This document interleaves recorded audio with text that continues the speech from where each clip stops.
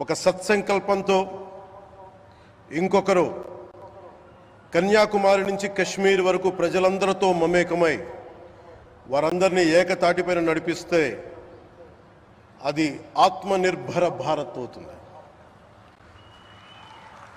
అదే కన్యాకుమారి నుంచి కశ్మీర్ వరకు ప్రజలకి వారి పరిసరాల శుభ్రత యొక్క బాధ్యతను తెలియజేస్తే అది స్వచ్ఛ భారత్ అవుతుంది.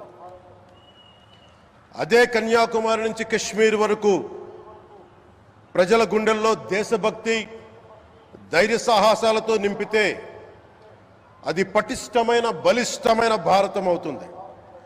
అది ఒక రోజున అఖండ భారతం అయి తీరుతుంది. ఒక బలమైన భారత్ కోసం, ఒక దృఢమైన దేశం కోసం, జగత్తంతా వసుదైక కుటుంబం అనే భావన కోసం 4.5 దశాబ్దాలుగా పరితపిస్తూ పరిశ్రమిస్తూ ఆ దారిలో ఎదుర్కొన్న ప్రతి పరాజయాన్ని, పడ్డ ప్రతి అవమానాన్ని నవ్వుతూ స్వీకరిస్తూ వాటినే విజయాలకి ఇంధనంగా వాడుకుంటూ దేశాన్ని అభివృద్ధి పథంలో నడిపిస్తూ భారతదేశాన్ని ప్రపంచంలోనే 3వ బలమైన ఆర్థిక వ్యవస్థగా తీర్చిదిద్దేలా నడిపిస్తున్న మన ప్రియతమ ప్రధాని, మన గౌరవ ప్రధాని శ్రీ నరేంద్ర మోదీ గారికి నా తరపున 5 కోట్ల మంది ఆంధ్రప్రదేశ్ ప్రజల తరపున నా హృదయపూర్వక నమస్కారాలు.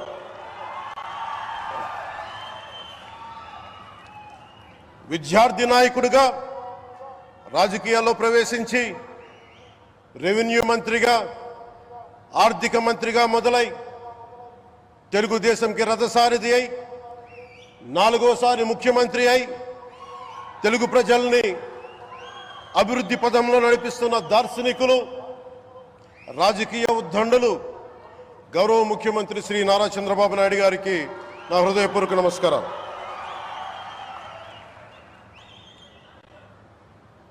తోటి మంత్రివర్గ సహచరులైన ప్రతి ఒక్కరికి, నారా లోకేష్ గారికి,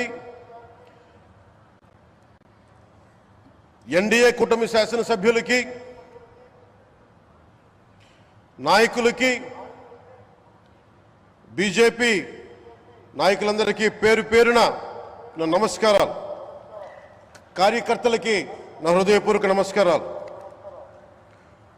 బీజేపీ నాయకురాలు శ్రీమతి పురంధేశ్వరి గారికి నా హృదయపూర్వక నమస్కారం.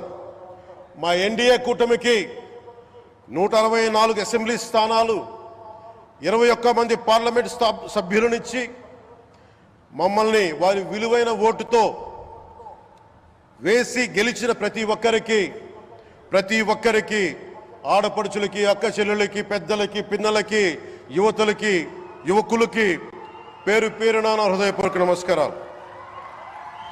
ప్రజలు ఎన్డీఏ ప్రభుత్వాన్ని నమ్మారు, నిలబడ్డారు.